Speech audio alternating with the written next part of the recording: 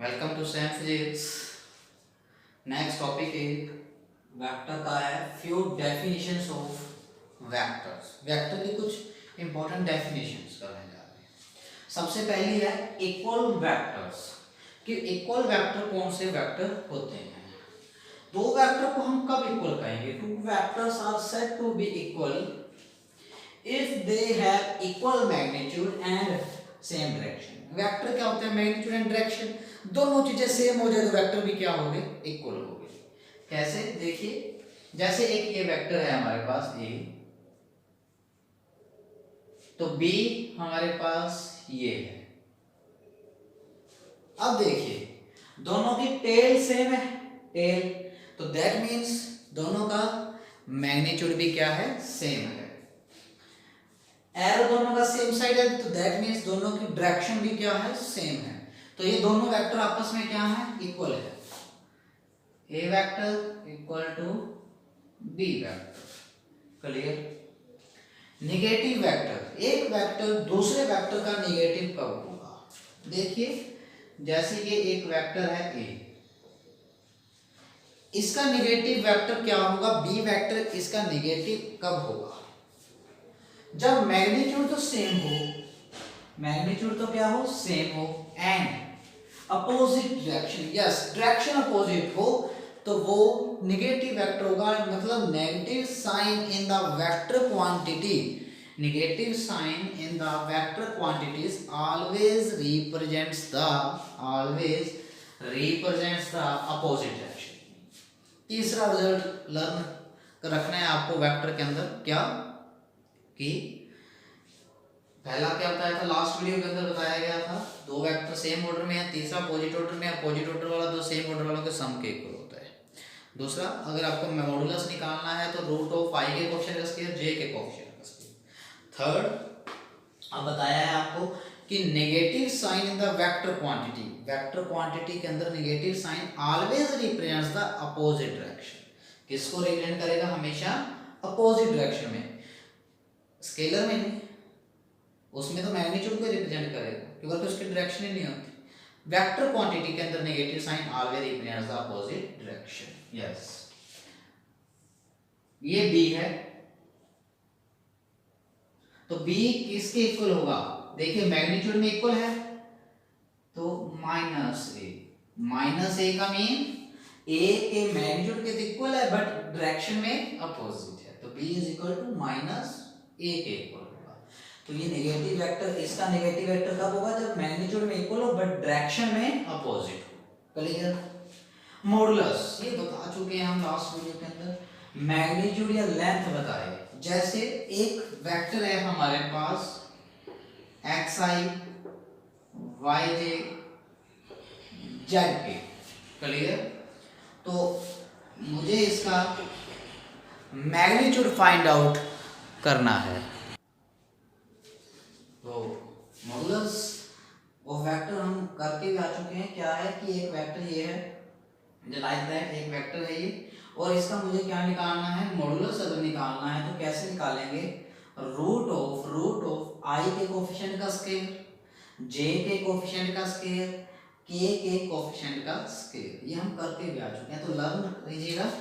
Magnitude या length या modulus एक ही बात है, इसका साइन ये होता है, और अगर इसको फाइंड आउट करना है तो रूट ऑफ वेक्टर का करना है तो कैसे करेंगे? आई के कोएफिशिएंट का स्क्वायर, जे के, और इसका प्रूफ हम लास्ट वीडियो के अंदर पोजीशन वेक्टर और डिस्प्लेसमेंट वेक्टर टॉपिक में कर चुके हैं।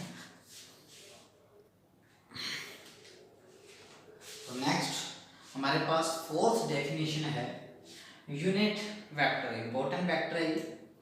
ए vector divided by its magnitude, एक वेक्टर को अगर उसके मैग्नीट्यूड से डिवाइड कर दिया जाए, एक वेक्टर को अगर उसके मैग्नीट्यूड से डिवाइड कर दिया जाए तो वो यूनिट वेक्टर होता है। कैसे रिप्रेजेंट करते हैं यूनिट वेक्टर को? कैसे रिप्रेजेंट किया जाता है? कैप से, कैप से। These are the unit vectors. Okay, cap से रिप्रेजेंट करते हैं। इसकी डेफिनेशन क्या हो गई? Vector to its magnitude, vector to its magnitude. Clear?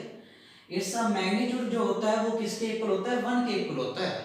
इसका मैग्नीट्यूड जो होता है वो किसके इक्वल होता है, 1 के। ये कैसे हुआ, देखिए जैसे इसका मैग्नीट्यूड मुझे फाइंड करना है, सपोज करते हैं ए कितना है, xi plus yj, clear, okay. Unit vector करने का क्या आ गया, vector to its magnitude, vector to its magnitude, i के कोफिशिएंट का स्केयर, j के कोफिशिएंट का स्केयर। अब मुझे क्या निकालना है, इसका मैग्नीट्यूड निकालना है। इसका मैग्नीट्यूड निकालना है तो मैंने दोनों साइड क्या ले लिया, मैग्नीट्यूड। अब इसका मैग्नीट्यूड किसके इक्वल होगा, इसका मैग्नीट्यूड क्या होगा, i के कोफिशिएंट x का स्केयर y का स्केयर। इसका मैग्नीट्यूड क्या होगा, i के कोफिशिएंट का स्केयर j के कोफिशिएंट का स्केयर। ये मैग्नीट्यूड है ऑलरेडी। मैग्नीट्यूड का मैग्नीट्यूड क्या होता है, 2 का मैग्नीट्यूड 2 ही होगा ना। मैग्नीट्यूड का मैग्नीट्यूड मैग्नीट्यूड ही होता है। मैग्नीट्यूड का जो हम मैग्नीट्यूड लेते हैं वो वही होता है। तो कट गया। इसका मैग्नीट्यूड कितना आया, 1 आया। इसका मैग्नीट्यूड कितना आया, 1 आया, ओके। तो its magnitude is equal to 1, but इसकी डायरेक्शन जो होती है वो वेक्टर की डायरेक्शन में होती है। तो देखिए कितना फायदा है इसका, कितना बेनिफिशियल वेक्टर है ये। अगर हमें किसी स्केलर को वेक्टर बनाना है, स्केलर को वेक्टर बनाना है, 1 के साथ मल्टीप्लाई करते तो उसके मैग्नीट्यूड में तो नहीं कोई फर्क आएगा ना, नहीं आएगा। तो उसका मैग्नीट्यूड चेंज नहीं होना चाहिए बट डायरेक्शन में आ जाए। तो यूनिट वेक्टर से मल्टीप्लाई कर दो, क्यों, यूनिट वेक्टर से मल्टीप्लाई करोगे तो 1 से मल्टीप्लाई हो रही है, दैट मींस उसके मैग्नीट्यूड में कोई फर्क नहीं आ रहा, बट यूनिट वेक्टर डायरेक्शन दे देता है। यूनिट वेक्टर इसकी डायरेक्शन दे देता है, वो वेक्टर की डायरेक्शन में ही होता है, क्लियर। अभी आप चेक भी कर सकते हैं, देखिए अगर आपको एक क्वांटिटी वेक्टर बनानी है तो ये इधर चला गया, यस।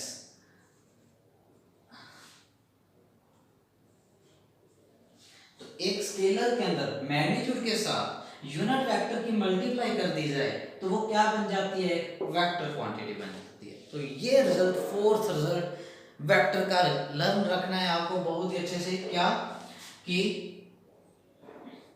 एक स्केलर का आप अगर यूनिट वेक्टर से मल्टीप्लाई कर देते हैं तो वो क्वांटिटी क्या बन जाती है, वेक्टर बन जाती है। वो क्वांटिटी क्या बन जाती है, वेक्टर बन जाती है। इसीलिए हम क्या है, simple i cap, j cap, k cap are position along x y z axis ले लेते हैं। i कैप का मीनिंग क्या हो गया, x vector along magnitude of x। y का मतलब क्या हो गया, सॉरी j कैप का y, यस। तो देखिए अगर आपको x एक्सिस के अलोंग निकालना है तो कैसे निकालेंगे, x का मैग्नीट्यूड, x का मैग्नीट्यूड i कैप, यही है ना। अभी हम कह रहे थे x के अलोंग निकालना है तो ये x है, ये पोजीशन है, जैसे x y, तो ये x हो गया इतना इतना, तो क्या लिखा, x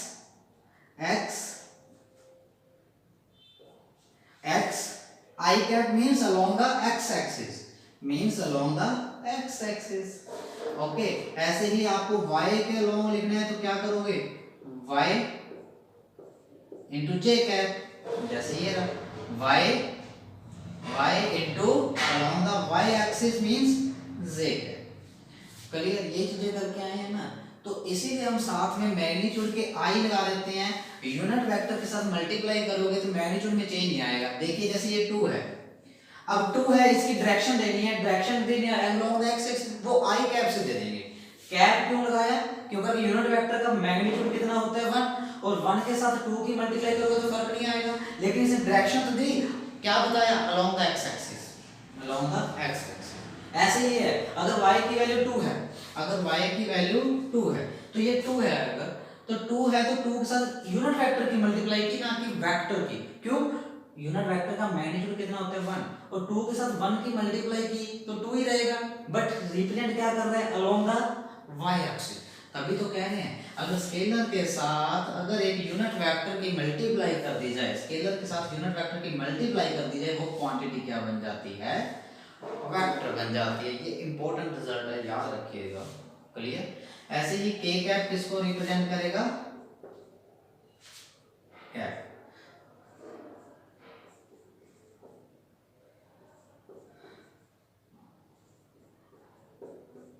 क्लियर।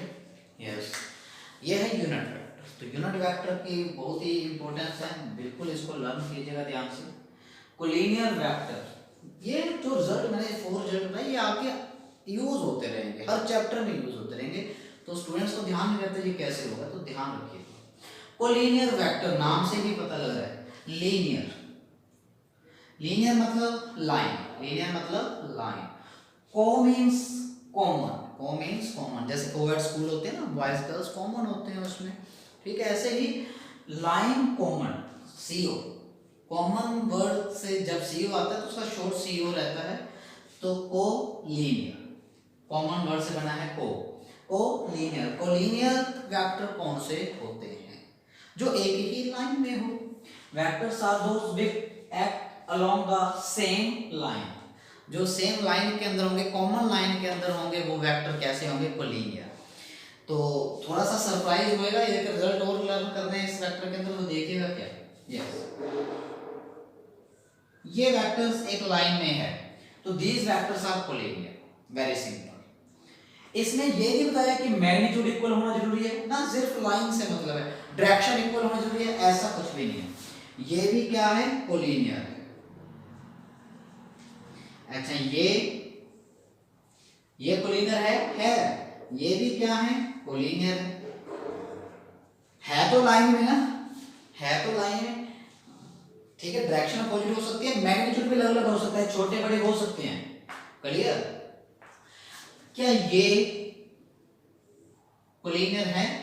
ये भी कोलिनियर है। यहां पे थोड़ा सा आपको सरप्राइज हो रहा होगा कि ये कैसे कोलिनियर है। तो एक रिजल्ट याद रखना है, वो हमेशा के लिए जो आगे यूज होएगा, क्या कि आपके पास अगर एक वेक्टर है, एक वेक्टर को आप एक जगह से दूसरी जगह तक उठा के ले जा सकते हैं, वो आपके पास फ्रीडम हो। जैसे इसको यहाँ पे ले जाओ, चाहे यहाँ पे ले जाओ, चाहे यहाँ पे ले जाओ, चाहे यहाँ पे ले जाओ, चाहे यहाँ पे ले जाओ, चाहे यहाँ पे ले जाओ, चाहे यहाँ पे। बट इसकी डायरेक्शन नहीं चेंज होनी चाहिए, नहीं होनी चाहिए।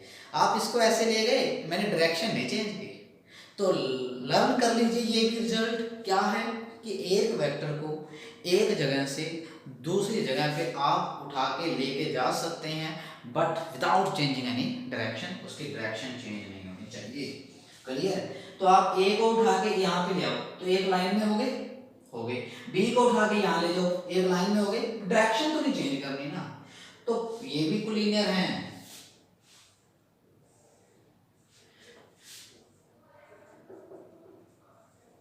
ये भी कोलिनियर है।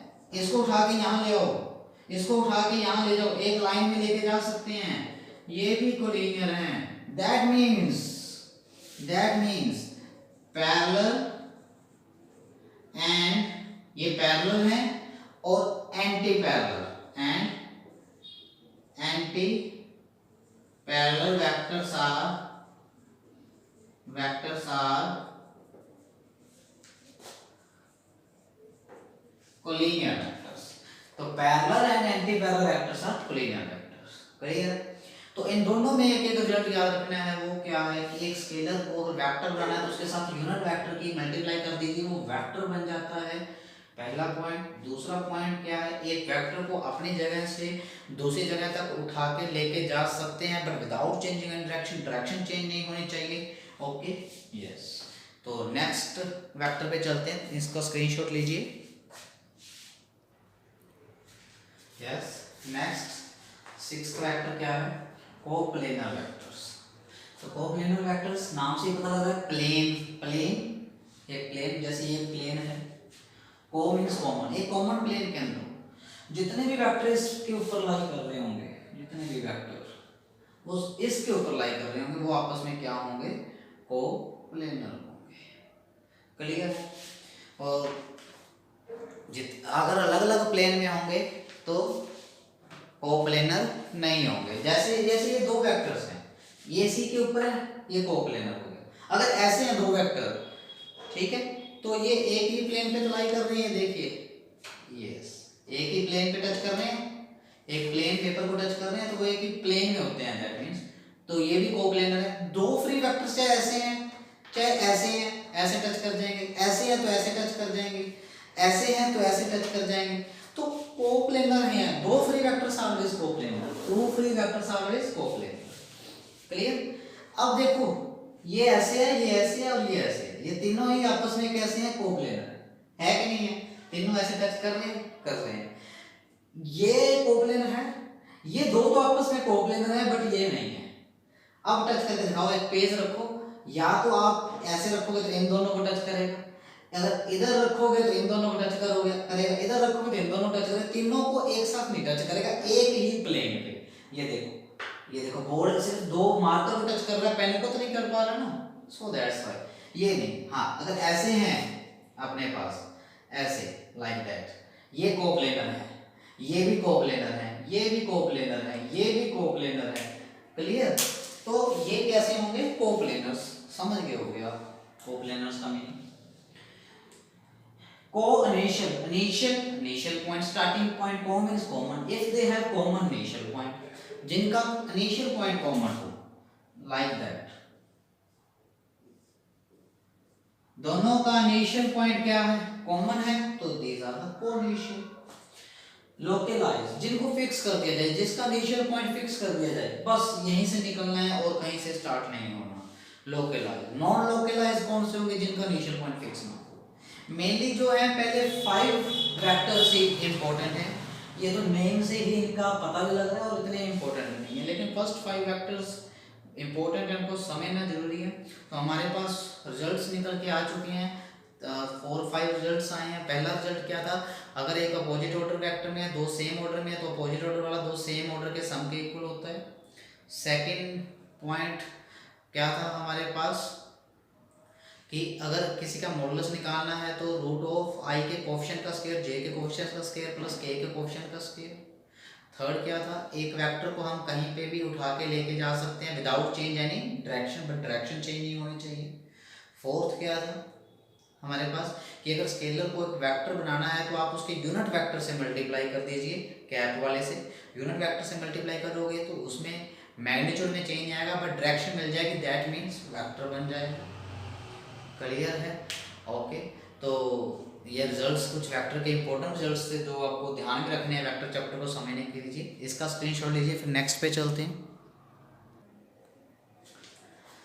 नेक्स्ट टॉपिक क्या है, बड़े ध्यान से देखिएगा, जनरल सी चीजें हैं वैसे। Multiplication of vector by real number. Real number से अगर हम मल्टीप्लाई करते हैं एक वेक्टर को तो वेक्टर में क्या क्या चेंजेस आ जाएंगे, देखिए जी। ओके, रियल नंबर्स क्या होते हैं, minus infinity two plus infinity, सारे क्या होते हैं, रियल नंबर्स होते हैं। ओके, अगर आप वेक्टर को जितने रियल नंबर से मल्टीप्लाई करोगे, पॉजिटिव रियल नंबर से करोगे सपोज करते हैं, तो मैग्नीट्यूड उतने ही टाइम हो जाएगा और डायरेक्शन में कोई चेंज नहीं आएगा, क्वांटिटी में भी कोई चेंज नहीं आएगा। करेंगे इसको, थोड़ा सा जो बातें बोल रहे हैं पहले थोड़ा समझ लीजिए। क्या कह रहा हूं कि अगर एक वेक्टर को अगर आप किसी भी रियल नंबर से मल्टीप्लाई करते हैं, पॉजिटिव रियल नंबर से, तो मैग्नीट्यूड अगर आपने 3 से किया तो 3 टाइम हो जाएगा, 4 से किया तो 4 टाइम हो जाएगा, उसकी डायरेक्शन में कोई चेंज नहीं आएगा, उसके डायरेक्शन में कोई चेंज नहीं आएगा, क्वांटिटी में भी कोई चेंज नहीं। बट अगर आप नेगेटिव रियल नंबर से करते हैं तो क्या होगा, उसकी डायरेक्शन अपोजिट हो जाएगी और मैग्नीट्यूड उतने टाइम हो जाएगा जितने टाइम से आप रियल नंबर से मल्टीप्लाई किया है, और क्वांटिटी में कोई चेंज नहीं आएगा। सपोज करते हैं जैसे हमारे पास एक कोई भी वेलोसिटी है, जैसे कुछ भी कोई भी क्वांटिटी है, आर ले लिया, वैसे वेलोसिटी लेनी है, वेलोसिटी ले लो, ठीक है। जैसे 2i + 3j है, ये है आपके पास, क्लियर है। आप इसको 2 से मल्टीप्लाई करते हैं, रियल नंबर ले लिया हमने +2, ठीक।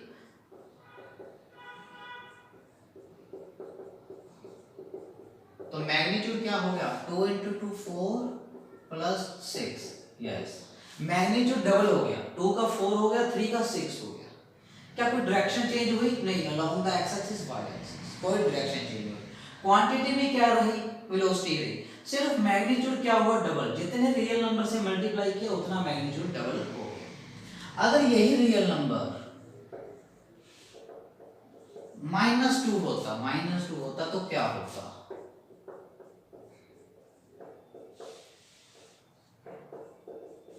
तो ये आता -4i -6j।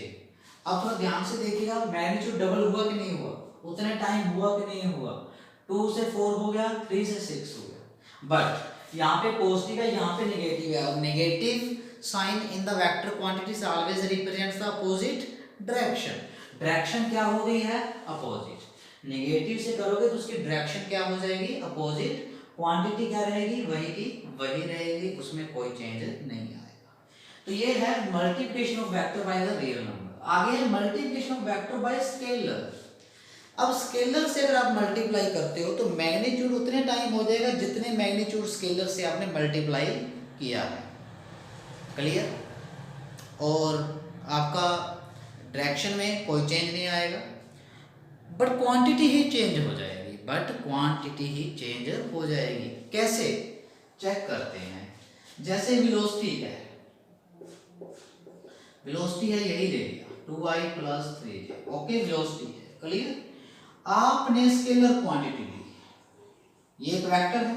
स्केलर क्वांटिटी ली, कौन सी ली? मास ली, ठीक है। जिसका कितना लिया मास हमने? 2 kg ही लिया, 2 kg मास लिया। अब देखो, मास स्केलर है, ये वेक्टर है वेलोसिटी। अगर आप मास को वेलोसिटी से मल्टीप्लाई कर देते हैं तो क्वांटिटी चेंज हो जाती है। क्या बन जाता है? मास इनटू वेलोसिटी, मोमेंटम बन जाता है। क्या बन जाता है? मोमेंटम। तो मोमेंटम आ गया, मास स्केलर वेलोसिटी, तो क्वांटिटी ही क्या हो गई? चेंज हो गई। लेकिन मैग्नीट्यूड जितने स्केलर से मल्टीप्लाई करोगे उतने टाइम्स हो जाता है। 2 into 2 4i plus 2 into 3 6j। Magnitude देखो उतने टाइम्स हो गया, डबल हो गया मैग्नीट्यूड डबल हो गया, बट डायरेक्शन भी सेम रही, बट क्वांटिटी चेंज होगी। मास इनटू वेलोसिटी क्या बन गया? मोमेंटम। यूनिट भी चेंज हो जाते हैं। क्यों? यूनिट निकाल लो। वेलोसिटी के यूनिट क्या थे?